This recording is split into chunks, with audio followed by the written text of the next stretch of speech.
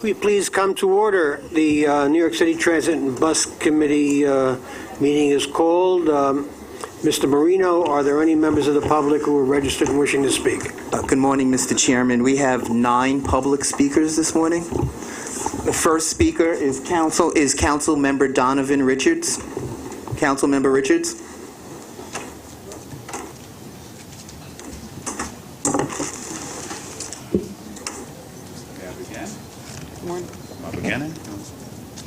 Okay, good morning. Well, it's an honor to be here this morning. Wanted to certainly be here, and I see many partners in this room who we work with, Commissioner Trottenberg. I want to thank the MTA, Simone Price, and others who worked on the Q52 and 53. I'm just here to voice my support of SBS service and also the expansion of the Q52. As a representative of the Rockaways, I can tell you it is not easy to get here. You can probably get to Florida by plane as quick as you can get to Manhattan by train on some days. No offense to the MTA. We look forward to continuing to work with you on A train service and other bus service around our community. But I certainly wanted to be here to say that my residents are very excited about this opportunity to see better service in their community. This is really going to help reduce the commute drastically for many residents who've long suffered long commutes, including myself as a college student who had to take the 52 up to Jackson Heights. It was a very long trek. So I am here just to say once again, thank you for the work that you've put in. I want to thank all of you, and I urge you to support this application and proposal. Thank you all. Was that short enough? All righty. All right, I did good for a politician today. Thank you, Councilman. We appreciate you coming here. The next speaker is Angela Belicio.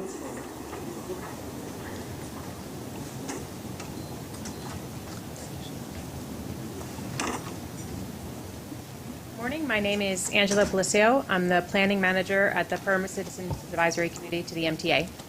On behalf of the PCAC, I would like to congratulate you on the opening of the 2nd Avenue subway. The stations are bright and spacious and modern, and the art that you've chosen celebrates the uniqueness and the diversity that is the MTA's ridership. It gives all New Yorkers something to be proud of, something to own. For example, when we went to visit the day after the opening, I was stopped by a doctor in scrubs who wanted her picture taken next to the Vic Mooney's mosaic that looked just like her. Mm-hmm. We are thrilled at the station openings and see this as an opportunity to measure the impact that the Q extension is having on the ridership of the 6 line. We urge you all to be diligent in your monitoring of the service as the 2nd Avenue line attracts ridership and ideally achieves its goal of reducing crowding on the Lexington line.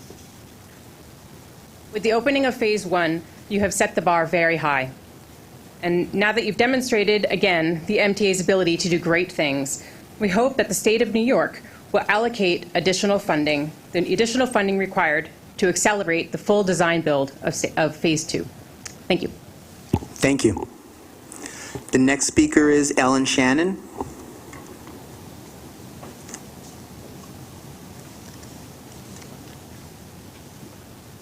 Hello. I'm the Associate Director at the Permanent Citizens Advisory Committee, the MTA.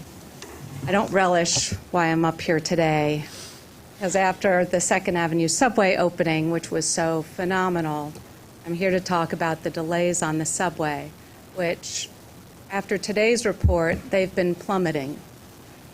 There's over 60,000 delays this month on the system. We've been asking for over 6 years for the board members to get delays over multiple years so you can see that trend line of where we've been and where we are now. When I look at the 5 line, on-time performance is at 37% now, and we started up in the 80s and 90s in 2013. The 4 line is at 36% for on-time performance. And this doesn't include this month. The 2 lines at 36%. Now, when you look at this month, the B division, has also got tremendous reductions going down. The A division, the A line for on-time performance is down almost 3%. The B, 7.2. These numbers and on-time performance matters. We've asked that board members have information as to why they are looking at the numbers they're looking at. On-time performance matters because it means trains aren't getting through the system. You're not being able to meet the loading guidelines possibly because the schedule isn't being met. And when trains aren't reaching their destination, then you're not running as many as you're saying. We'd like to have a serious discussion on the information the board members are having. Weight assessment matters in some ways, but on-time performance is the only moving metric that the board members see. On-time performance doesn't capture when you're being held between stations. It doesn't capture the speed. Ms. Shannon, please sum up. We'd like to see on a monthly basis how you're focused on improving and getting rid of the delays. It's not just overcrowding. There's a multitude. It's complicated. I don't relish the job that you all have, but focusing not just on the metrics, but how you're improving them from one month to the next, to have an appendix that shows the board members what's being done and where progress is and helping everybody understand why they're so low and how many trains you can run and geographically where the infrastructure can't take the amount of system service that needs to be run. Thank you. I hope we keep talking. Thank you. The next speaker is Omar Vera.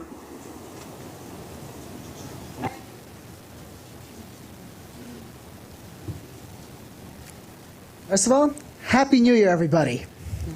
Welcome back to a brand new year of productivity and progress at the MTA Transit Committee Edition. First, let me just congratulate everybody here on the 2nd Avenue subway. We apologize for doubting you in the first place, Dr. H. I give this project 2 thumbs way up. Yes, indeed. Now, I also like to congratulate Vice President Habersham on his 1-year anniversary as the subway boss, as the head of the subway system. You've done a great job, and thanks for reviving the W, because that was very personal to me. You know, I missed that line, and now it's back and as happy as ever. Okay, now on to the business. I'm in full support of the M79 SBS. It is needed. Last week I noticed that it was delayed because it was so packed. And Andrew, let me just tell you, I'm sorry I didn't go to Community Board 7. My mother needed me for something else. But you remember the meetings we had like late last year regarding the M79. We had a representative from Transit and a representative from DOT. The DOT person, let me just thank her. Her name was Taylor, right? Yeah. Let me thank her for this project, because it will benefit the people of the Upper West Side. So thanks so much. And I also, like the councilman who was here first, I'd like to also express the support for this new service enhancement on those 2 Queens bus routes. They need it. And finally, now that we're talking about Queens, I think it's time that we ought to push this proposal for the modifications of the Lefferts and Rockaway lines to have the C go to Lefferts and all A service the Rockaways, and for the Rockaway Park shuttle be late nights only, because it's time, and I feel like we should propose this by next month on the anniversary of when the W line restoration was proposed and confirmed. Let's do this, and have a great day, everybody. Thank you, Mr. Vera. The next speaker is David Paul Gerber. Good morning. I'm going to make it short and sweet because New York City Transit is behind schedule in the committee meetings, and I got to make a battery run here. Congratulations on the opening of 2nd Avenue subway. That's number 1. Number 2, the 3 stations that are undergoing the fast track renovation process as part of the contracts in Brooklyn, the R-Line Brooklyn. That goes in contradiction to the Wi-Fi. The Wi-Fi that is in your poster now in every station says now available in every station. Those 3 stations do not have Wi-Fi yet, as it will be on the contract. When the contract and the design build phase and the construction is completed, then they will have Wi-Fi. It should have had an asterisk. Number 2, mean distance between failures. Part of the issue with the delays, I see that the R142 and R143, they're hovering about 55,000 miles between breakdowns. That is less than the R46, which is now 41 years old. There's a concern there with the maintenance there. The R142 and 143 used to have 200, 300,000 miles between breakdowns. Now it's down to 55,000 miles. Lastly, with regard to the minutes from last month regarding the 2 and 3, I was there yesterday, and of the 15 observations of the announcements from the A and C, the A and the F, only 1 passed. All the conductors said that transfer to 2 and 3 at Chambers and Fulton. Also from last month, I'll pass around here observations from the E. That also was pass or fail. Thank you very much. Bye. Thank you, Mr. Gerber. The next speaker is Jason Anthony Pinheiro.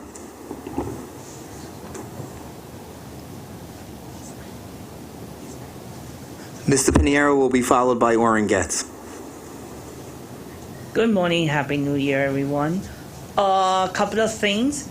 Number 1, I congratulate everyone of opening 2nd Avenue Subway on time. The stations look gorgeous. And I honestly apologize already to Dr. H, President Hakam, and the big boss himself. So we're already on track. The next thing, I'm in favor of the implementation of the M79 SBS. Thank you, Andrew Albert, to bring that up in Community Board 7. I'm in favor of the extension of the Q52 to east of the walkways. It is way overdue, and we should have the A serve only the walkways instead of serving Lefferts Boulevard. And I'm in favor of the procurements that's been being presented this month regarding the purchase of the R211s. We need to get the R32, R42, R46 laid to rest. So that we all I have to say for this month. Thank you, Mr. Pinheiro. The next speaker is Orrin Getz. He will be followed by Murray Bowden. President Hakam, I've sent you a copy, I presented you a copy of the Trans-Hudson Commuting Capacity Study findings and recommendations. This was presented at the NYCT meeting by Lou Vennick of the Port Authority on November 17th. It was also, he also made the same presentation at the North Jersey Transportation Planning Authority last month. This is a major project. The Port Authority wants to build a new bus terminal west of 9th Avenue. They want to increase the ridership of that terminal up to 337,000 riders by 2040. This is going to have a huge impact on what's going to happen here in New York City. And we have to make sure that the Transit Authority has made adequate plans to accommodate what's going to happen and work closely with the Port Authority on this project. I'm also very, very concerned about what can go wrong here, because if there's a problem with the Lincoln Tunnel where they're going to bring all these buses in and we don't have alternative transportation, a lot of people are going to be stuck and not be able to get home.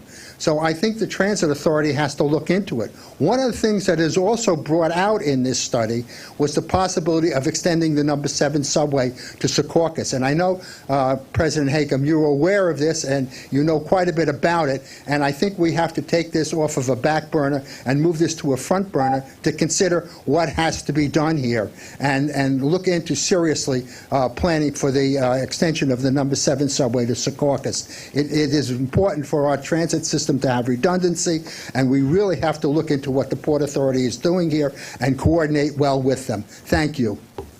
Thank you, Mr. Getz. The next speaker is Murray Bowden. Mr. Bowden will be followed by Kevin Zhang. Continuing with what Oren said in the same vein, at the Port Authority meeting a week and a half ago, I said that Chairman John Degnan had to step down for cause. The cause was that he has kept it a secret that there could be a link from the 7th Avenue line to Secaucus. That was not anywhere in the information, and that was told to me by Bob Gordon from the legislature. Sorry. He didn't know that you could get a one-seat ride from Secaucus. Nobody has discussed, if you expanded the bus terminal, how you would get the buses through the tunnel. The tunnel's fast-tracked. That Gateway Tunnel is the old ARC Tunnel, which I recommended to New Jersey Transit for the Route and Transportation Award, and I saw the plans, the same plans. It was stopped by Governor Christie for a $3 billion overrun, which was correct at that time. What's going on with New Jersey Chairman Degnan and the Port Authority is beyond my comprehension. There is every reason to go back and find out why the discussion of extending the 7th Avenue line to Secaucus isn't being front and center. Makes the terminal, bus terminal, which was on the table and of great concern to a lot of people, why the 7th Avenue extension wasn't front and center, because that's what has to be done. The hub is in Secaucus. You get on the number 7 line in Secaucus, you've got opportunities to go all kinds of places. And Chairman Degnan deliberately kept that a secret. That makes his chairmanship of the Port Authority questionable, and he needs to step down as quickly as possible. One of the problems is I have hearing aids, and that little thing makes me a little nuts. You have a responsibility in some manner to put that extension of the 7th Avenue line to Secaucus front and center. The bus terminal that's going to be designed should be much smaller. It can be done much quicker.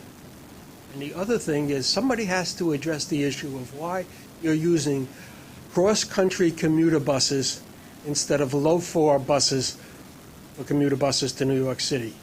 Low-floor buses load twice as fast. Mr. Bowden, please summarize your remarks. I'm summarizing. I'm just a little slow at my age. I get things confused. I try and keep it straight, but I get mixed up. This issue of low-floor buses for commuter buses is, I don't know why. These people have no luggage. They manage to go from New York to Boston to Buffalo to everywhere with those low-floor buses. Why can't we use commuter buses? That's a question that you should answer in conjunction with the 7th Avenue extension and the bus terminal. Thank you for your... Thank you, Mr. Bowden. The next and last speaker is Kevin Zhang.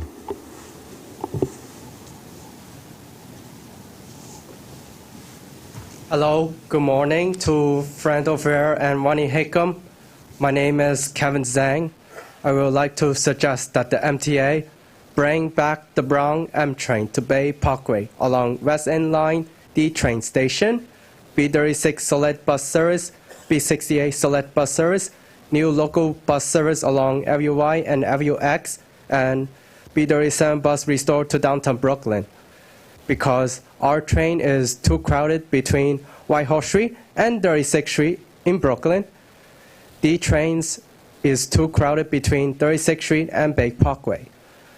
R train is too slow when I miss the R train, and waiting for the R train is too long every day, 7 days a week, due to the lateness of this train. B36 is too crowded along Avenue Z in both directions. Waiting for the B36 and 68 bus is too long. B68 local bus stop is missing at Coney Island Avenue and Guyder Avenue in both directions. B68 bus is too crowded along Coney Island Avenue in both directions. B37 bus is still terminated at Atlantic Avenue Barclay Center Station. Brown M train will be restored along 4th Avenue local line on rush hours and add middays, evenings, and weekends in both directions. If Brown M train not restored, W train will be extended to Bay Parkway along West End Line D train station and 4th Avenue local line on rush hours, middays, evenings, and weekends in both directions. Add new local bus along Avenue Y between Ocean Parkway and Ocean Avenue and connecting along Avenue X between Ocean Avenue and Kidnap Street in both directions. B36 will be converted to select bus service in both directions. B68 bus will be add select bus service in both directions. Please summarize, Mr. Zhang. Okay. B68 local bus will continue to operate in both directions. B68 local bus stop will be restored at Coney Island Avenue and Guyder Avenue in both directions. B37 bus will be extended to Livingston Street and Court Street on weekdays and weekends. For 2015 service enhancements, how come B37 bus is not extended to Livingston Street and Court Street, but the MTA Board member says B37 bus will be extended Mr. to Zhang, Court Street? please sum up. Okay, in both directions. Thank you and have a nice day. Thank you. That was the final speaker, Mr. Chairman. Thank you. The minutes from our December committee meeting are in the board book. May I have a motion and a second to approve?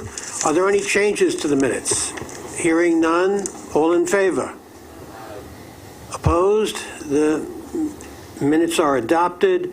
Are there changes to the work plan? And we discussed last month's meeting the new work plan for 2017, and that'll be presented this month for your approval. So I am presenting the committee work plan for 2017 for your review and approval. Are there any comments on it? A motion to approve and second? If there are no changes or comments or further questions, all in favor? Opposed? The work plan is approved. Thank you. Then I'm happy to ask President Haycom to make her presentation and opening statement. I have a couple of items to report on this month.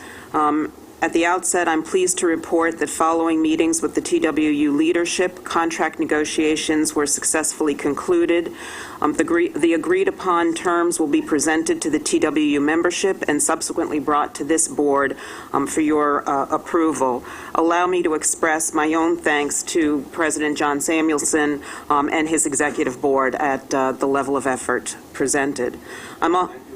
Thank you. I'm also pleased to report that we are testing 2 prototype track vacuum systems that can be quickly deployed, operated from platforms, and moved from one station to the next.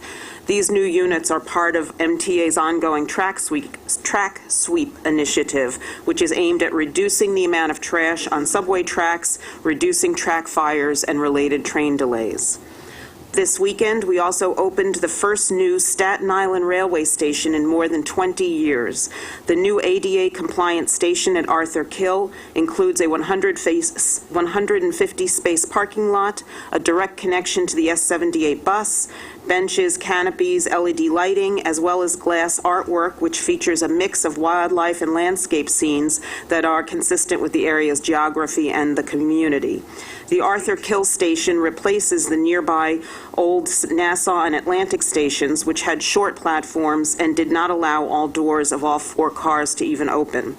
This investment is one of the many exciting projects happening at Staten Island Railway, such as the rehabilitation of the St. George Terminal, the recent reopening of the improved Grassmere Station, bringing real-time train arrival information to all stations, and planned new rail cars. And of course, as mentioned by several speakers, the 2nd Avenue subway has now been open since January 1st, and we're extremely pleased to report that the new route is a great success. We're thrilled that so many New Yorkers are using it already. It's clear to us that customers are shifting from the Lexington Avenue line to the new service. This is great news then for our customers both on the 2nd Avenue service, on the Q, as well as the Lexington Avenue line. And we're pleased to be on track to meet our ridership projections. I will say it's been particularly exciting to see that the new stations have been a destination in and of themselves, with several customers visiting the stations just to see the artwork. So we're thrilled about this new service and the improvements it's bringing to so many New Yorkers. We'll be back to the board next month with a thorough look at our 2nd Avenue subway ridership and its impact at alleviating some of the crowding along the Lexington Avenue corridor as well. And that concludes my report. Yes, Mr. Albert. Ronnie, there have been reports in various news media about necessary work will be performed along 4th Avenue in Brooklyn between 36th and 59th Street, and the N will be utilizing the local track because the work has to happen on the express track. Do you know if the N will be making 45th and 53rd Street stops, or will be just going through those stations when it uses the local track? I don't know the answer to that. Winton, I don't know if you know, or Peter?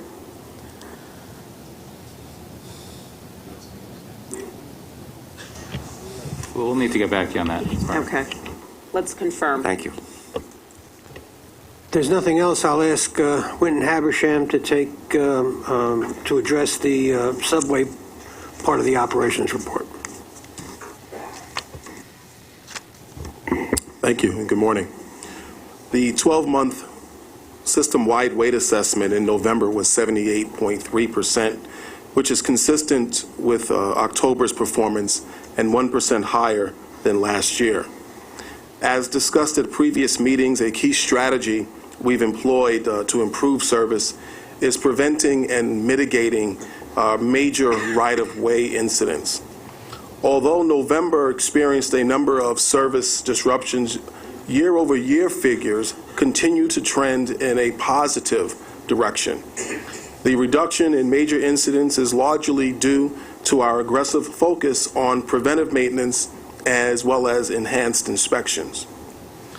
The 12-month MDBF in November was 113,179, which is 16% lower than a year ago.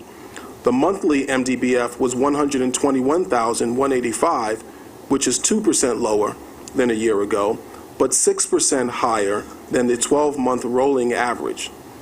Monthly MDBF has increased for the 3rd month in a row, and since August, MDBF has increased by 37%.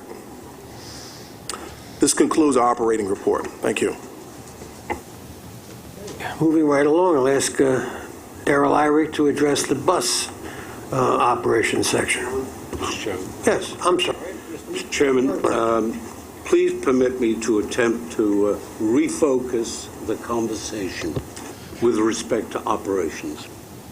At pages 19 to 23 and 25 to 26 of the book, there are set forth statistics showing on-time performance, or more properly, the general lack of it.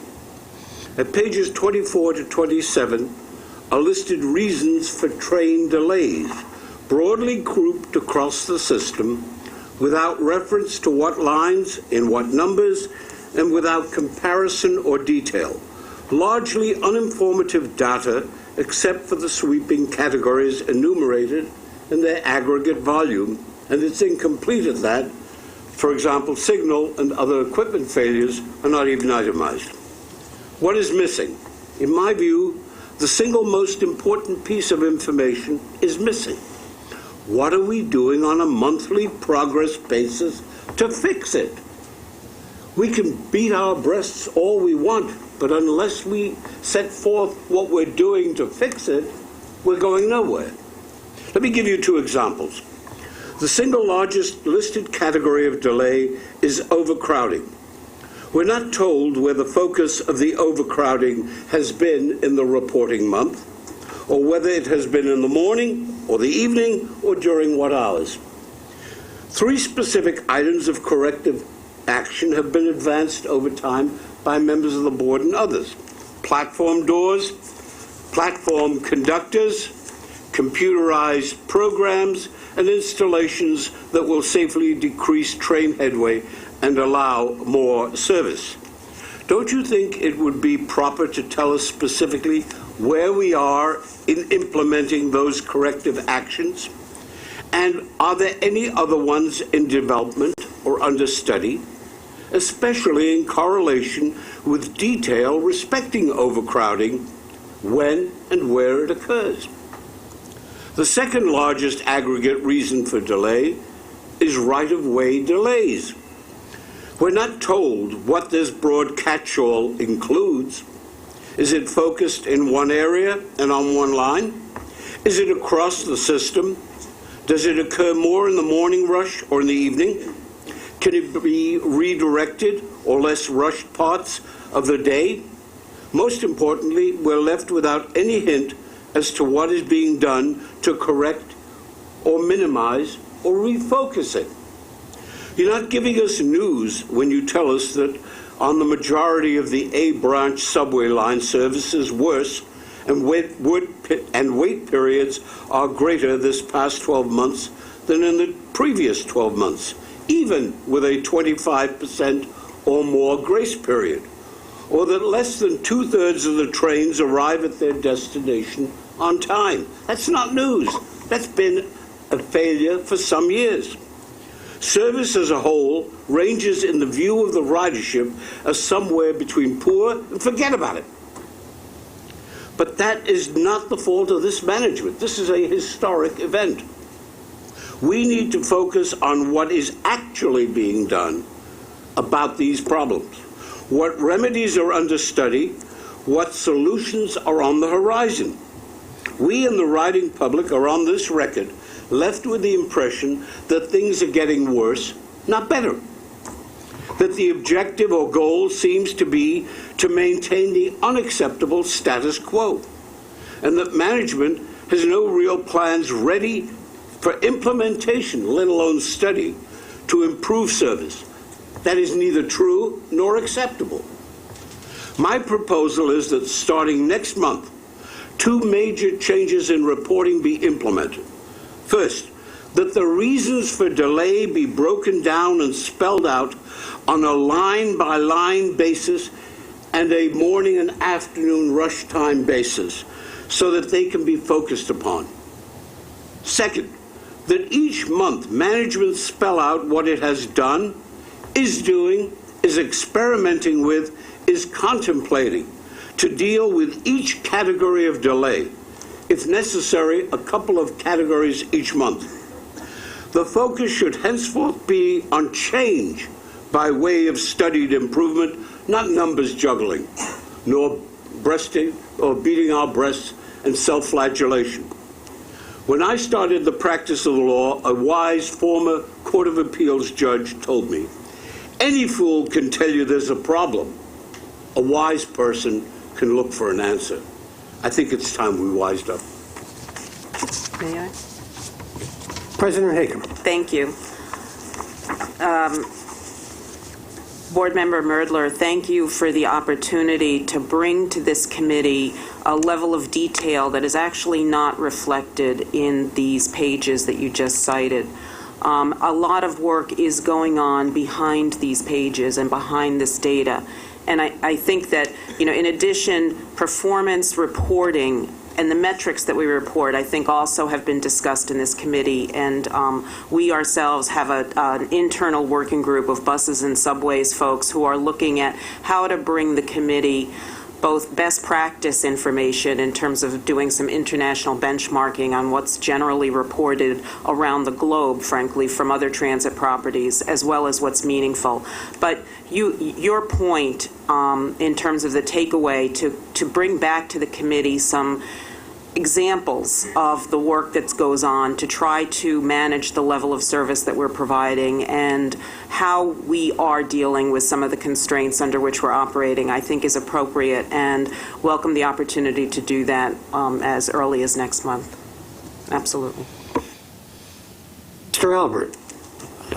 I'd like to echo Commissioner Merdler's frustration with some of the aspects of the details. I also wondered about the right-of-way delays. Is it other trains? Is it people on the tracks? Is it rats? Is it water? I mean, we really need a better level of detail than right-of-way delays. And anybody that rides the system frequently knows your overall trip time appears to be getting longer. If you ride an express, you see many locals passing you, and vice versa. It's always the other one than the one you took, unfortunately. But With the coming fare hike, we really need to be able to tell our riders what's being done to speed their trip. And as Commissioner Merdler also said, if we identify some of the causes of these delays as being a capital need versus an operational change versus a police matter versus a sick passenger, then once we've separated it and have it out in writing, we can much better deal with how to deal with those problems. So I echo this call for greater specificity on the details. I think we should have it. Anyone else? So I believe then we'll have a greater degree of detail in subsequent reports. We'll bring back some recommendations to the actual report, but I also think it would be a worthwhile effort for the committee to hear from some of our subject matter folks about things that are going on and what we're doing. So I appreciate that opportunity. Mr. Chairman, may I? Mr. Merdler. Footnote. What I think can and should be done is each month set forth what the causes of delay are with some detail, and exactly what you're looking at to try and deal with it, to give people not just reason for hope, but to show that we're doing it. To maintain it as a secret within staff does not do the MTA or the system any good. Darrell Irick will present the bus operations report. Good morning. The 12-month rolling average for MDBF through November is 6,159 miles, a 28.5% improvement over the same period last year. On Saturday, January 7th, we had the first snowstorm of the new year. I want to commend my team for their excellent work on a long and challenging day, demonstrating their continued commitment to bus service throughout the city. I offer a special thank you to our bus operators who perform their duties safely and professionally under difficult road conditions. As we planned for this event, forecasts consistently called for 1 to 2 inches of snow throughout the city. However, on Saturday morning, forecasts took a turn for the worse, predicting over 6 inches in parts of Queens and Brooklyn. I am pleased to report that the use of all-weather tires on our fleet enabled us to continue providing reliable service in spite of the storm's rapid development. In fact, throughout the storm, there were virtually no stuck buses, and we were able to deliver our full complement of service. As you may recall, this board previously approved the procurement and evaluation of all-weather tires, which are made from a sulfur rubber compound and are produced with a tread pattern designed to maximize contact with the road. These tires provide greater traction than standard tires in snow conditions. As evidenced by this storm, the use of all-weather tires has made us more nimble and resilient by minimizing the need for chaining. Decisions to chain is not taken lightly, as chaining can damage bus tires and wheel wells and result in additional costs and operational constraints due to the time and coordination needed to install and remove chains before and after an event. All-weather tires allow us to better manage risks when considering chaining for small to medium snow events and adapt to rapidly changing forecasts. Finally, as Mike Chubak will mention in his report, New York City Transit average weekday local bus ridership declined by 4.1% in November against the prior year.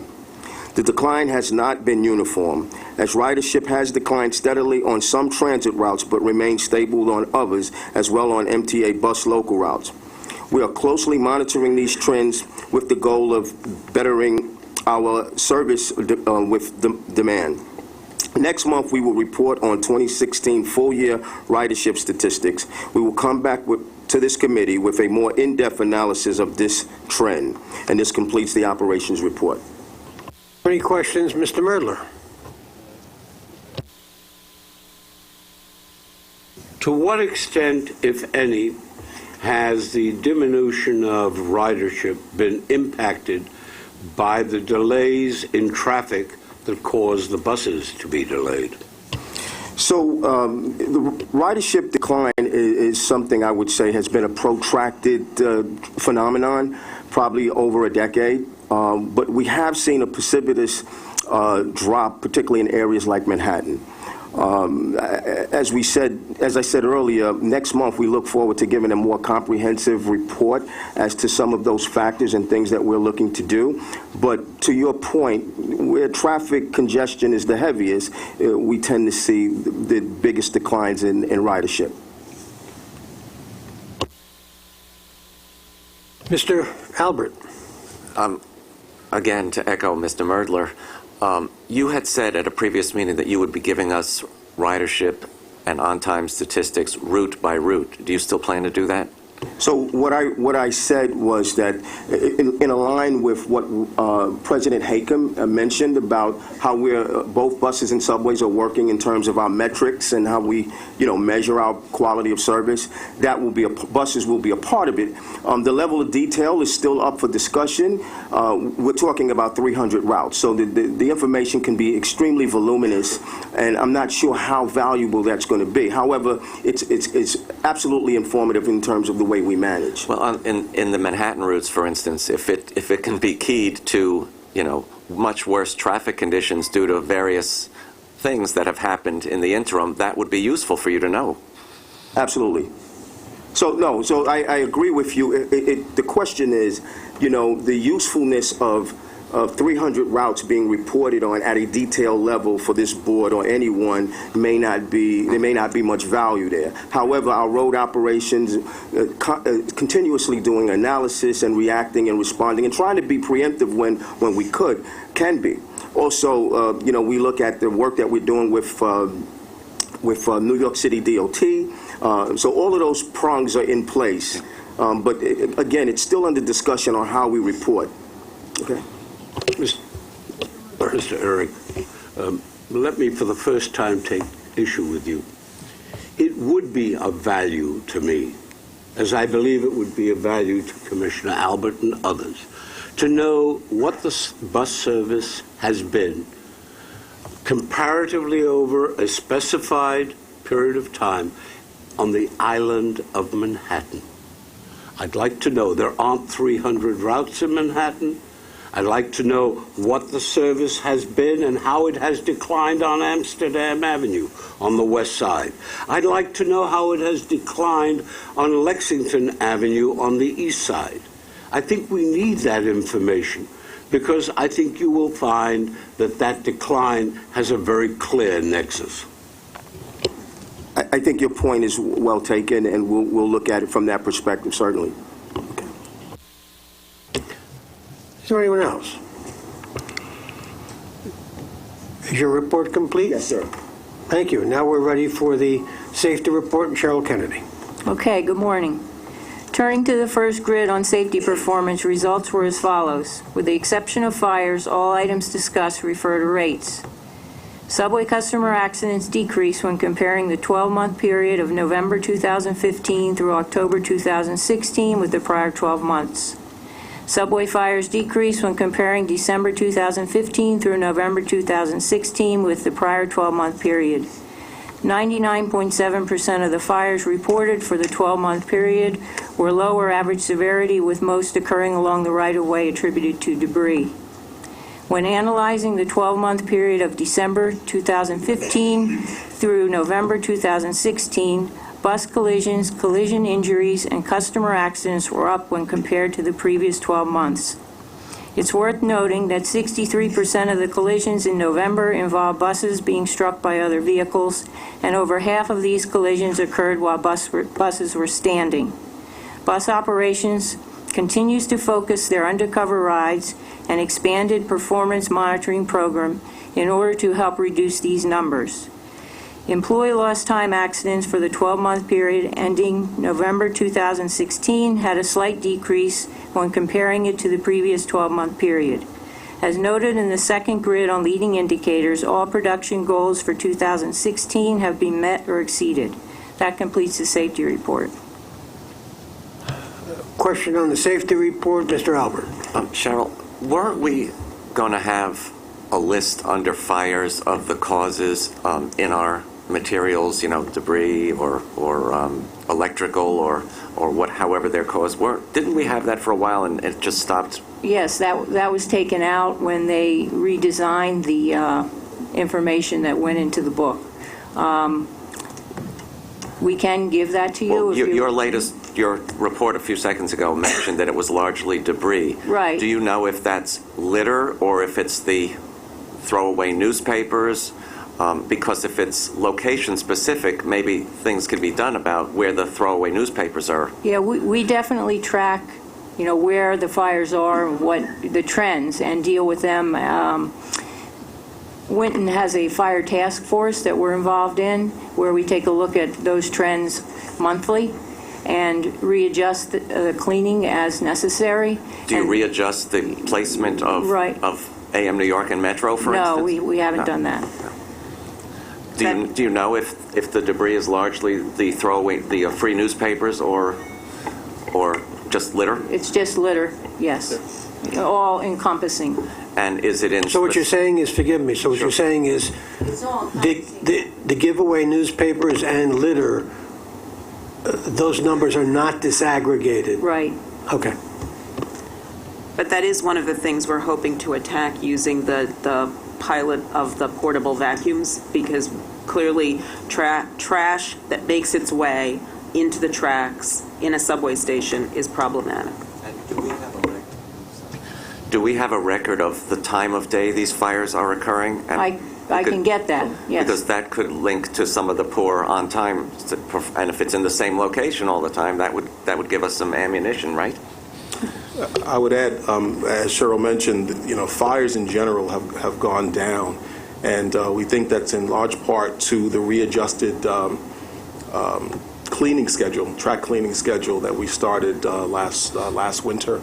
And that's part of the Operation Track Sweep, which the first part of that was readjusting the schedule and getting more tracks cleaned on a biweekly basis. If you go to the 34th Street and 6th Avenue station, the B and the D, the center tracks, I mean, on any given day, there's an amazing amount of litter in there because it's obviously a shopping area. Mr. Merdler. Two questions on that new piece of equipment to remove trash. A, how long does it take for it to be used and do the job on a given section of track at a platform? And B, how much does a piece of equipment like that cost? The point I'm trying to make is, would it perhaps pay to have a number of those moved from day to day over the course of a week in the worst offending platforms and stations? To be fair, is there a long experience with this new vacuum equipment? And if there is none, as I suspect, then why don't we wait until the data are collected and then we'll deal with it? Thanks. Chief Fox. Good morning, all.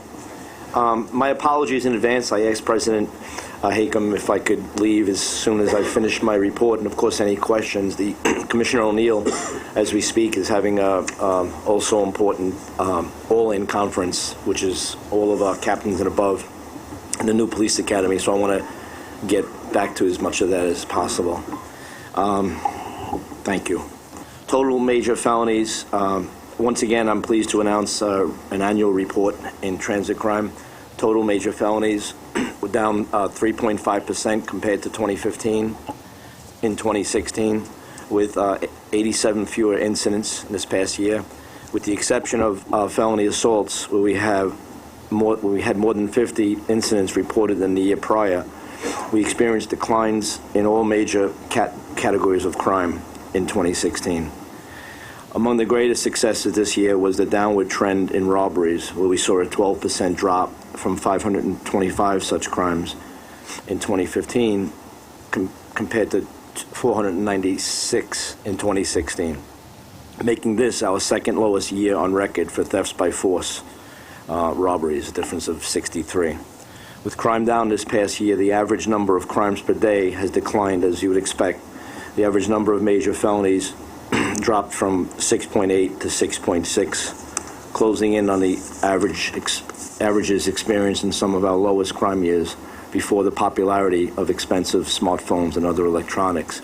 I also want to point out that To give you an example of a year before these electronics were as popular as they are, in 2008, 1/3 of all of our transit crime was electronics related, whether it was a robbery or grand larceny. That went up in 2015 to half of all our crime was electronics related.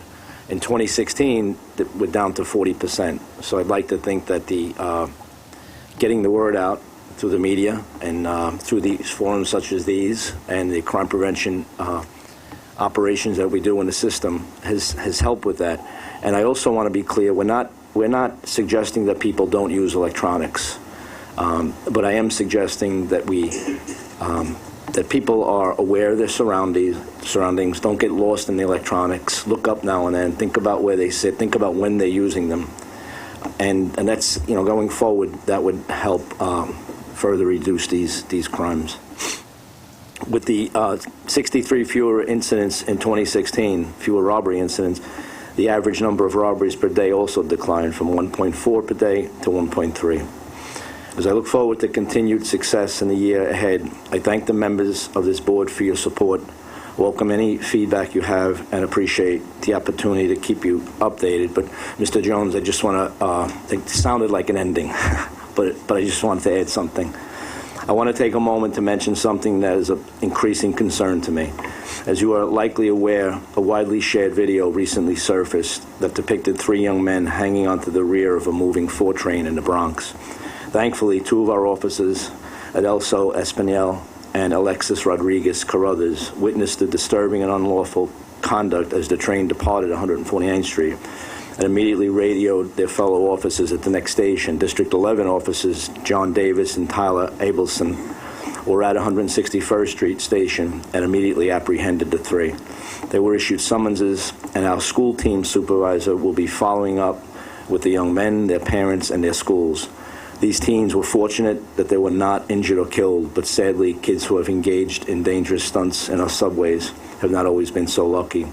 I therefore implore our parents, the teachers, and members of the media to please help our youth understand that so-called subway surfing is not only illegal, but can have consequences much more severe than any summons, arrest, or criminal record.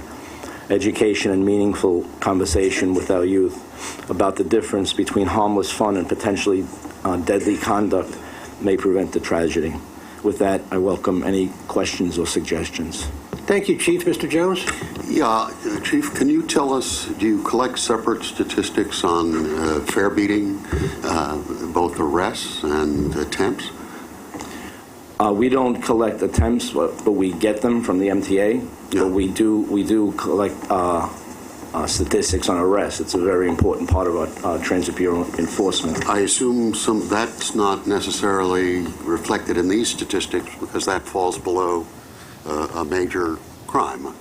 Well, the crime itself? Yeah. That's a good question. No, the TOS, theft of services, is not categorized. When we say crime reduction and increase, those are the 6 majors that are federally standard. But do you collect separately the statistics? The arrests, yes. Could we get a chance to see that at some point? Yes, sure. And just to give you now, if I'll look through my notes, theft of service arrest, we made in 2016 24,598 compared to 26,722. That's a decrease of 7%. And summonses, 83,178 compared to 79,225, which is an increase in 5%. So of 5%. So the enforcement for theft of service is basically the same in last year as the year before. It's a very important part of our subway crime deployment and addressing subway crime. And it's each district commanding officer uses an important balance that changes sometimes daily. Typically, the crime in our subway system is 60% on the train and 40% off. Now, that may change given certain trends or given certain boroughs at any time. So, for example, at any given time, the Bronx may be 70% on train, 30% off. Now, when that happens, it's a combination of moving resources to on-train deployment, obviously, but at the same time, recognizing that what happens at the gates, when people enter the system, is very important.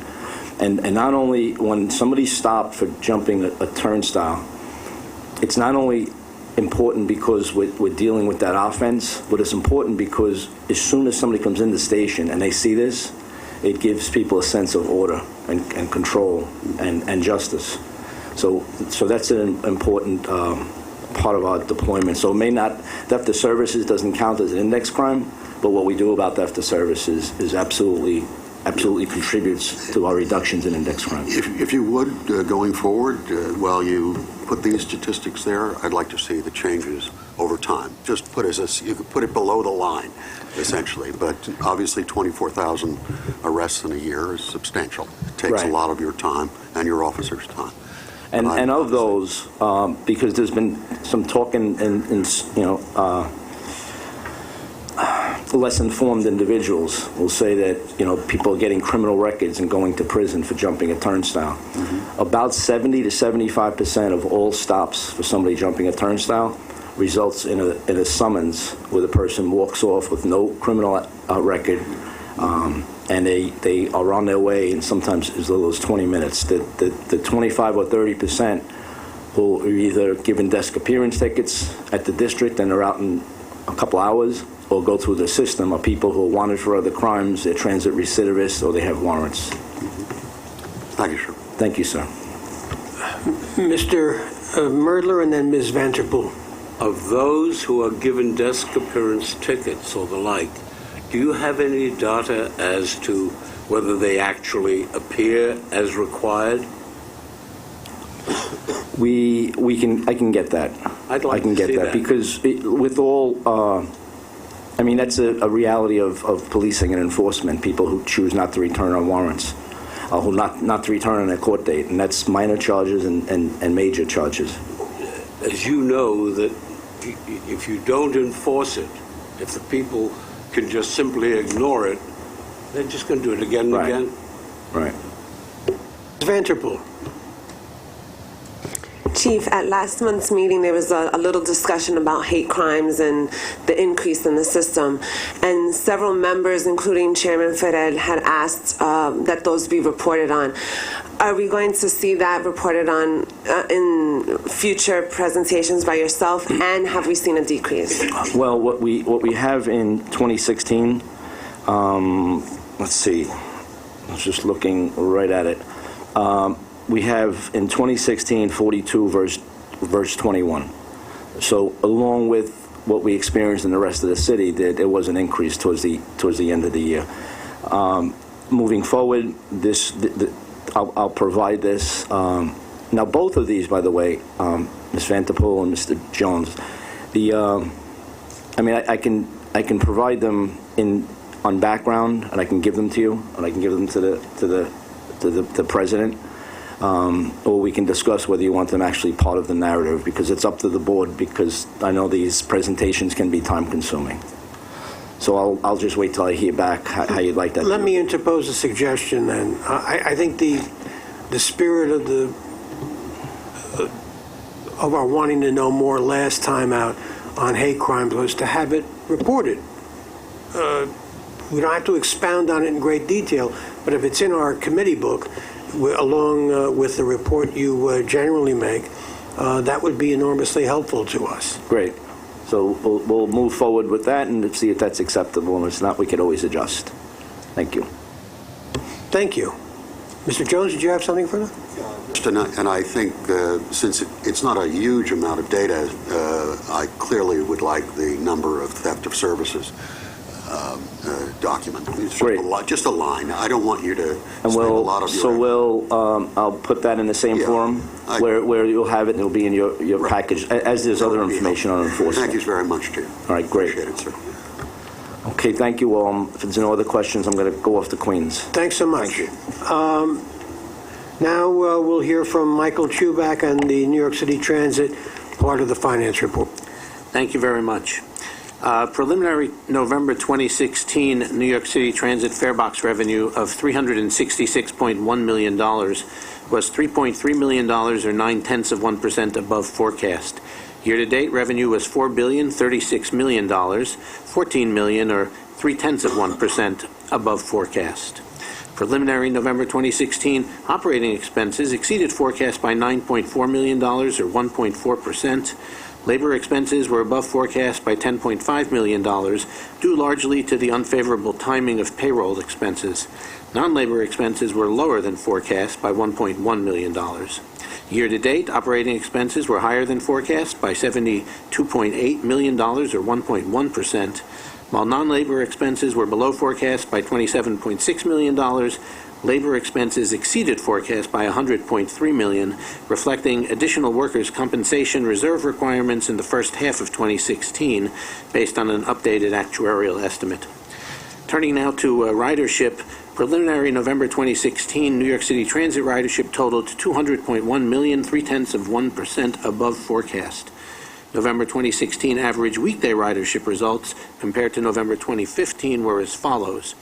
Average weekday subway ridership was 5.7 million, a decrease of 0.6% from 2015. Despite the decline, subway ridership exceeded 6 million on 8 different weekdays in November. As Darrell Irick noted earlier, New York City Transit average weekday local bus ridership was 2.0 million in November, a decrease of 4.1% from the prior year. Two major factors in the relatively steep decline were weekday student ridership, which was down 8.1% from the prior November, as well as there being more rain in November 2016 than in November 2015. Adjusting for these factors, the decline in average weekday ridership was 2.6%, still on the high side, but more in line with the average decline of 1.8% experienced over the last 12 months. New York City Transit Express bus ridership was 40,000, an increase of 0.5%. Paratransit ridership was 28,000, an increase of 0.2%. And finally, we have an early look at preliminary results for the full year of 2016. Preliminary farebox revenue in 2016 was $4,412 million, which is 3.6 million or 0.1% below the final estimate. And preliminary total operating expenses for 2016 were below the final estimate by $29.7 million, 0.4%. And that concludes my report. Thank you. Are there any questions? Ms. Vanterpool. On page 49 of the book, there's an interesting note. It says, in constant $96, the preliminary November average fare of $121 was 17% lower than the average fare of $138.96. Do you have what the average fare is collectively looking over, or the average fare for all of 2016? Sure. Because this is just for November. Well, so the answer is we will, once we finish 2016. This is through November, but yes, we have that data. Okay. If there's no one else, I'll ask Darrell Irick to present the bus portion of the finance report along with the ridership report. Sure thing. November 2016 farebox revenue was 17.2 million or 2.1% above forecast. Total MTA bus non-reimbursable expenses year-to-date through November were over forecast by 3.5 million or 0.6%. Labor expenses were higher by 21.8 million or 4.8%, primarily due to higher workers' compensation reserve requirements based on the actuarial review. The timing of interagency billing and reimbursable projects, unfavorable rate variances, and overtime expenses due mainly to an increase in running time traffic and vacancy coverage requirements. Non-labor expenses were favorable by 18.2 million or 11.6% due to the timing of maintenance contracts and lower material expenses. On to ridership. MTA bus preliminary ridership for November 2016 was 10.4 million or 2.7% above forecast. Both the 12-month rolling average for weekday and weekend ridership through November remained relatively flat as compared to the prior year. And this concludes the finance and ridership for MTA bus. That part of the report, then I'll ask John O'Grady to present the capital report. Good afternoon. Looking at capital program results, commitments during November 2016 totaled $131.3 million, including Package 1 of the Enhanced Station Initiative for improvements at Prospect Avenue, 53rd, and Bay Ridge Avenue stations on the 4th Avenue line in Brooklyn, and 2 contracts for installation of help point kiosks at a total of 24 stations in Brooklyn and Manhattan. Meanwhile, completions during the month of November totaled $43.2 million.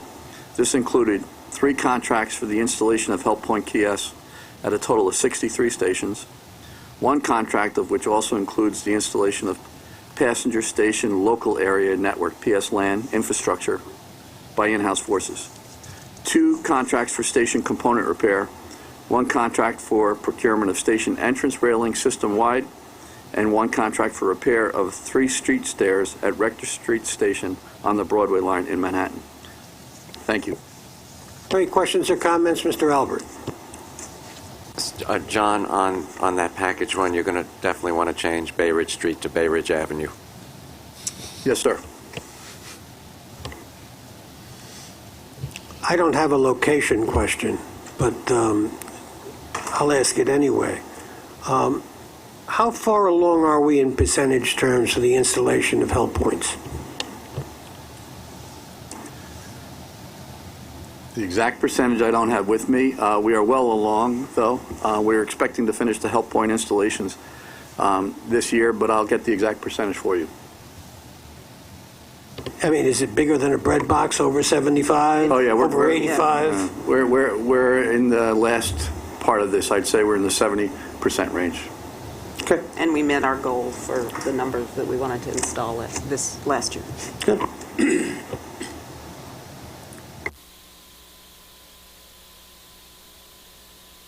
To address the procurements report. Good afternoon. The procurement package, which presents New York City Transit procurements, includes 3 actions totaling $106.6 million in expenditures. I would like to highlight 2 procurement actions included in this month's agenda. The first action is a sole source purchase of 110 low-floor, 60-foot articulated compressed natural gas buses from New Flyer of America, Incorporated, in the total estimated contract amount of $95 million. The new buses will replace 40-foot buses that have reached the end of their 12-year useful life. Additionally, as the majority of these buses have CNG tanks that, by federal regulations, can only be used for 15 years from the date of manufacture, the buses must be taken out of service or undergo a cost-prohibitive and technically intrusive CNG tank replacement program. These buses represent an expansion of the articulated bus operation. Converting a route to articulated bus operation has an immediate beneficial impact on operating costs. 4 40-foot buses are replaced with 3 60-foot articulated buses, resulting in a reduction in operator-related costs, fewer miles being driven, and the need for fewer buses to meet peak service requirements. These buses will be operated out of the West Farms and Jackie Gleason depots in the Bronx and Brooklyn, respectively. In preparation of this procurement, New York City Transit directly contacted 9 bus manufacturers, all of which indicated they do not manufacture a low-floor 60-foot articulated CNG bus. New Flyer is currently the only bus manufacturer in North America that manufactures a low-floor 60-foot articulated CNG bus. New Flyer will build 5 pilot buses in order to expedite delivery of the production buses. Pilot buses are scheduled to be delivered in September 2017, with the delivery of production buses scheduled to begin in March 2018 and completed in November 2018. This delivery schedule is based on the assumption that notice of award will be issued on or before May 31, 2017. This contract is subject to review and approval of the Office of the New York State Comptroller, and award will not be made prior to this approval. It should be noted that while all 110 buses will be manufactured in St. Cloud, Minnesota, a portion of the work will be performed at New Flyer's recently opened facility in Jamestown, New York. New Flyer has committed to achieving 21% New York State content on this order. The negotiated price is considered fair and reasonable based on an analysis conducted by New York City Transit's Cost Price Analysis Unit based on the results of a cost audit conducted by MTA Audit Services. The second item is a modification to extend New York City Transit's competitively awarded worldwide technical inspection services contract with Parsons Brinckerhoff Incorporated by 9 months from February 1, 2017 to October 31, 2017, and the additional estimated amount of $5.6 million. PB will continue to provide worldwide technical inspection services to allow time to complete a competitive RFP, and if a new contractor is selected, to allow time to transition to the new contractor. PB performs in-plant inspections of materials throughout the world before those materials are shipped, as well as supplies inspectors with multidisciplinary expertise that is not available in-house, and staff who are required to travel throughout the United States and abroad. The inspections are required to ensure that materials and supplies purchased by New York City Transit, as well as those provided by contractors for capital projects, adhere to New York City Transit specifications. In addition to in-plant inspections, PB develops inspection protocols, performs quality audits of production processes, and prepares detailed reports. The types of material inspected under this contract include safety-sensitive materials and equipment such as specifically or specially fabricated track work, railroad ties and related products, structural steel and other fabricated steel work, electrical products, signal and communications equipment, paints and chemicals, and other miscellaneous materials. PB performs over 5,000 inspections annually, covering over 700 commodities in 35 states and 9 countries. A competitive RFP for a renewal contract is in progress. Due to the extensive scope and complex nature of this contract, previous solicitations have elicited limited competition. Additional time was required prior to the solicitation to perform additional outreach and allow potential proposers adequate time to prepare project teams. For this extension, the rates will remain unchanged. This compares favorably with the Bureau of Labor Statistics Producer Price Index for engineering services, which indicated an increase of 2.2% annually. The pricing under this extension is considered fair and reasonable. I ask for your approval of all actions in the agenda. Before questions and comments, may I have a motion on the procurement package? Second. Questions or comments, Mr. Merdler? And then Mr. Allen. Stephen, I'd like you to turn to page 116, the Stratagen system. That was a contract that was let in 2004.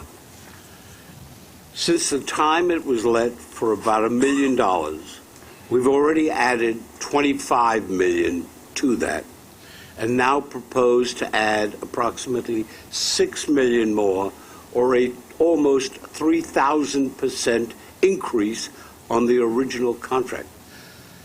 Question number one, have we explored the possibility of buying this and saving money? The company will not sell their rights to this particular product, and I'd like to address some of the percentages in there. So the answer is yes, you have explored it? Yes, explored it. No, they will not sell it.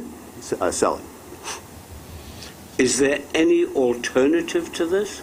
The last paragraph of this particular staff summary indicates that we are in the process of conducting an RFI. We're going to go out to the industry to see what's available, and then move towards an RFP, the extent to which we determine that there is competition out there. When we originally awarded this contract, and I want to get into a little detail there to address the percentage issue, there was no other company available anywhere that would be able to deal with the volume of rides that we needed to cover under paratransit. We are significantly larger than any other paratransit operation in the country, and as a result, the scheduling and the numbers, 25,000 a day, was not able to be handled by any other scheduling system that was available.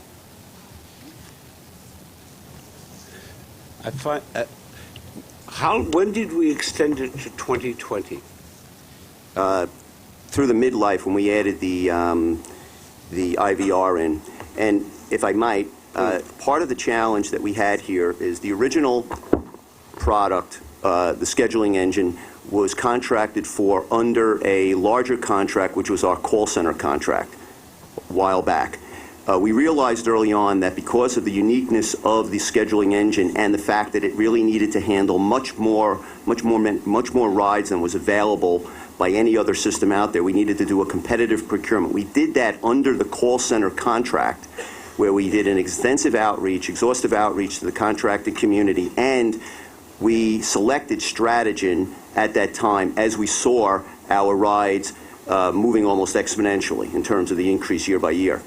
We were smart enough and strategic enough to make sure that we structured that competitive runoff under the call center contract, where we would have direct privity with Stratogen, meaning we needed to pull that contract or that scheduling system out from beneath the call center contract in order to, A, have competition on the call center side, where we knew there was competition, as well as secure a enterprise license with Stratogen. One of the reasons why this contract goes on for so long is we're leveraging that initial investment, as well as the fact that to date we don't know of any commercially available product that will handle this many rides in the paratransit environment. And the footnote, which I know I usually don't put into these, goes to address the fact that the mathematics is sort of an eye-popping 2,900%. But if you do the calculation with the original award of Stratogen, which was $3,676,000, it drops that percentage dramatically to about 825%. Still a large. It's still large. Thank you. Mr. Albert, Commissioner Trottenberg, and then Mr. Jones. While I have no doubt that the 40-foot buses, CNG-powered buses at the West Farms and Jackie Gleason depots are getting older and older, and we need replacements, let us just remember that when we replace single-length buses with Arctics, we provide the same number of seats, but we provide those seats less frequently. So to some folks on those routes, this is going to appear to be a service cut, because we operate 3 for 4 where we had regular single-length buses. So I would just hope that we tread very lightly when we put those routes back with Arctics, that we measure how people are riding them, and perhaps at some times of the day we keep the same number, and at other times we do the 3 for 4, because for some folks that's going to look like a service cut. Noted. Commissioner Trottenberg. First, I want to thank Steve and his team. I know this is a big procurement, and it's been very good to hear all the details and thoughtfulness that went into it. Particularly, just want to highlight from the city's point of view, and I know this is something you also heard from the ATU and others. Pleased to see you've now come up with a design that is going to greatly improve driver visibility. I think that's essential for our Vision Zero efforts, and we're appreciative. A question that we were just discussing before the meeting started is, I feel like I don't have a clear sense of what the plans look like in terms of number of buses being ordered over the years. One thing I certainly hear in my role is a lot of concerns. Of course, there's concerns about speeds, but also concerns about frequency and level of service. And I think there are a lot of us who think the city would benefit from increased bus service on a lot of different routes. And I'm just sort of curious about it. It appears like the plan in the next 5-year capital plan is basically to replace what we have, not to particularly grow the numbers. And maybe that's something, Steve, don't have to do it today necessarily, but I guess I'd like a more granular sense of how that planning is working. What's replacement? What might be additional service? We can certainly do that. I don't know if Darrell wants to speak to that immediately. No, ditto. I mean, we can do that. I mean, it is a small, very small growth number, but as one of the things probably we have to look at is that, particularly in the borough of Manhattan, where running times are getting longer and longer, which requires more resources, maybe not more actual service, because the ridership is not necessarily there, but to keep a schedule, it could require more resources. But we can get back to you on the number. I will tell you just roughly over the 5-year capital program, we're looking to procure approximately 1,700 vehicles. Okay, well, we'd love to get more details on that. And it may be that you don't want to do more service in Manhattan, but as you've pointed out, Darrell, in some boroughs, actually, bus ridership is growing. Absolutely. I mean, there's a big disparity. In some places it's going down, some places it's going up. We'd love to get a more granular sense of that. Okay.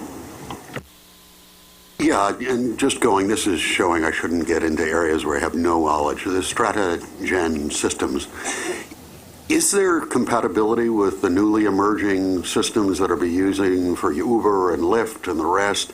There would seem to be certain commonalities. They're certainly handling many more riders than you're talking about here. But I assume these are different systems, or are we Those are applications. Different applications. Yeah, those are applications. This is a bit of a different scheduling model that we use for paratransit. But as you know, we are looking at opportunities in that area as well. Okay. Thank you. Now we're ready for, I'm sorry. We have a vote. We had a motion and a second. All in favor? Opposed? Abstaining? The procurement package is approved. Now for service changes, Mr. Caffiero and Mr. Holmes. Thank you. So New York City Transit has one staff summary for committee information this month. In a collaborative effort with New York City Department of Transportation, we'll be launching select bus service on the M79 bus route in Manhattan. This will be our 13th select bus service route on our 12th corridor at New York City Transit. The M79 is a busy Manhattan crosstown route serving over 14,000 customers on an average weekday. It provides a vital link between dense residential neighborhoods along 79th Street, providing connections to the 1, 6, B, and C subways and several north-south bus routes, as well as the Metropolitan Museum of Art, Museum of Natural History, and other institutions. The M79 SBS would include off-board fare collection, specially branded articulated buses for all-door boarding, and real-time bus arrival information at most stops. The M79 SBS will follow the same route path as the current M79 local, stopping at designated SBS stations and continuing to operate at all times. As we have done with the other crosstown routes in Manhattan, all M79 trips will become SBS M79 trips. There will be no underlying local service. Now I turn it over to Mark on the MTA bus side. All right, thank you, Peter, and good afternoon, everyone.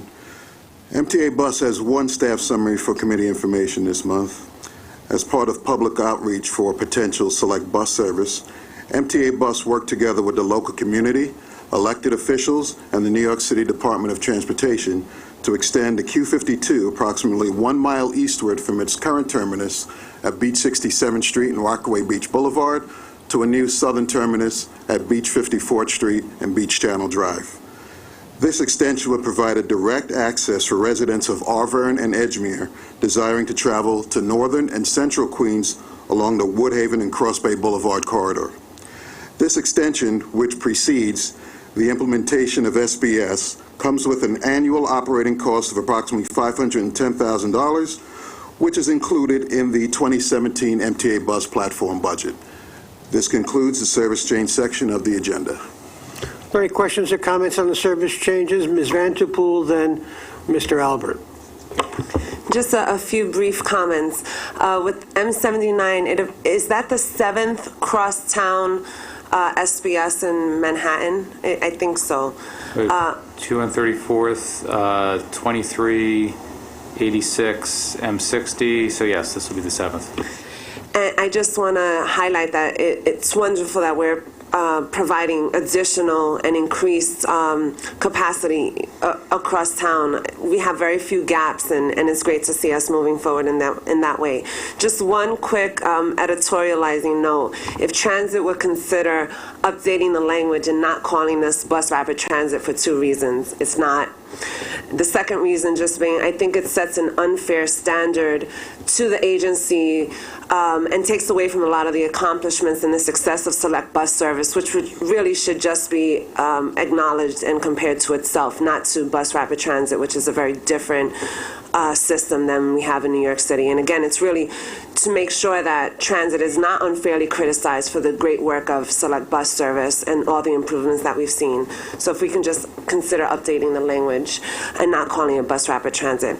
And then third and finally, I want to applaud and thank the staff at Transit for listening to many constituents and community stakeholders with regards to the Q52. There were many people involved with New York City DOT, MTA, the leadership, the staff, elected officials such as Councilman Richards, who spoke earlier, transit advocacy groups, and it's just wonderful to see how you've responded to community feedback, community solicitation for this change. So I want to thank you all for making that change and again, responding to this concern and this need in the community.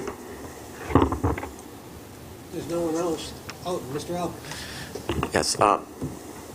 On the issue of the M79, folks on the Upper West Side are really thrilled with this addition. There is one stop that is missing from the proposal, which is the eastbound 81st and Amsterdam Avenue stop. As I told the folks when they came before our community board, there was construction at that corner, and that stop was not in service for 3 to 4 months. So I would hope that any ridership figures would take that lack of availability into account when you consider whether or not to institute the elimination of 81st and Amsterdam on the eastbound route. Other than that, it's a great proposal, and I'm sure it's going to be as successful as the M86. Getting through the museum block on 81st between Central Park West and Columbus is going to present some difficulty, and so I would hope that when we meet again on this topic, we will invite the members of the Block Association and the Museum of Natural History to participate in making this newest SBS route a success. Thank you.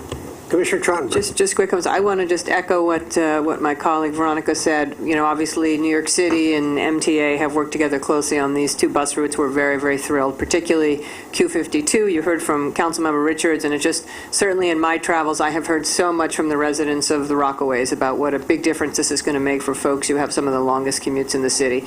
So thank you for that. And I also spoke to my colleague, Andrew Albert, about his concerns. Just I'm happy to be part of taking a look at obviously, as we go forward on the M79 and making sure that obviously the service works as well as it possibly can. If there's no one else, then I'd like to ask President Haycom to make special reports and presentation. Thank you. In Section 8 of this month's agenda, we have our regular status report on the MetroCard program. There are no other special reports this month. Okay. Then finally, I'll ask Dr. Haradnichenu for his MTACC report. Number 7 line extension, we are still having another entrance that we are completing at this point. As of the end of December, we completed approximately 72% of the work, with the structural concrete work being done about 95%. The remaining work is primarily architectural, mechanical, and electrical work.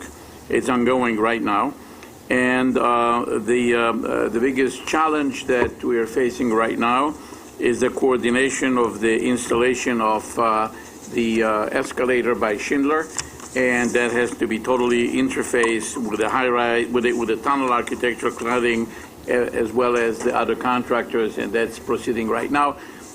We have been somewhat delayed by the fact that the owner of the site that is developing on that site had a change of heart in the sense that we expected them to do additional foundation work, and while they're negotiating with our contractor to complete that, at one point they pulled back. So we lost some time because of that, and that's part and parcel of the fact that we will be, right now we are looking at a March 2018 completion. Cortlandt Street station. This is a station that we took over from the Port Authority, and the design that was actually that we inherited appeared to have lacked a lot of the detail in the communication, electrical, MEP, and architectural, and that required us to undertake a redesign that took about 11 months to complete. We completed that in July, last July, and at that point we have given the contractor the information requesting in effect a proposal for the changes that were required, and to be very blunt about it, the contractor was kind of slow in coming up with these changes. I personally met with them not long ago to in effect explain to them my displeasure and the fact that they may be in effect rated poorly, and we are now expecting to get their proposals to negotiate. The major risk here is that the proposals that we're getting right now are somewhere typically between 200 to 300% above our estimates. So that requires us to be much more diligent in the way we are dealing with that. At this point, we actually expect them to make up most of the time, and we expect to be able to complete the project as originally expected in 2018, and we're evaluating right now if there are any delays to that. I will then move to Second Avenue Phase 2 that we have actually procured already the general engineering consulting contract, and we have actually we have an NTP, and we are I'm meeting with a consultant to kick the project on. The environmental contract was awarded as well, and this is in order to actually do a supplemental environmental review based on the fact that we had one from 2004. We have signed a lease for the new Community Information Center just about a few days ago, and we expect to open that to the public in sometime in April. There's construction going on right now, and as part of it, I would like to notice the fact that our CIC, Community Information Center on 84th Street, actually in 2nd Avenue between 84th and 85th, was an incredible success. We had, in the 3.5 years that were open, over 25 or close to 25,000 visitors, 2,900 students from the various PSs that attended, and I conducted 73 Saturday tours for the residents of the area that helped us along to get where we are today. And we had over 2,000 people attending these tours. With that, I'm concluding my, yes? If a contractor is rated poorly, does that mean even if they have the best bid on something, they don't get selected, or is that just one of the mitigating factors when choosing a contract? That's a flag.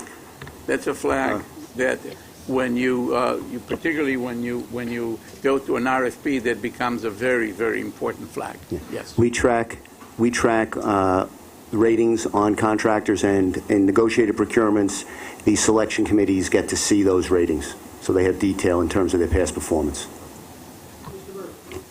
Mr. Chairman, during the last several months of last year, there were a great deal of recriminations and negative comments concerning the construction of the 2nd Avenue subway, which was completed on time and which has received enormous acclaim across the board. I think it's highly appropriate that we pay appropriate credit to Dr. Michael Horodny-Chanu and his colleagues for doing a superb job under very difficult circumstances and being able to bring to the credit of this organization, together with the help of the governor, the 2nd Avenue subway. And I think we ought to applaud that.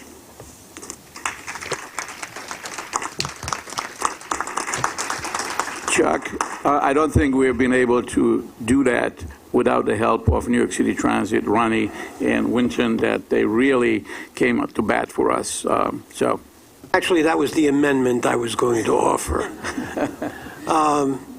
If there's nothing else, a motion to adjourn. Second, all in favor. The meeting's adjourned. Thank you.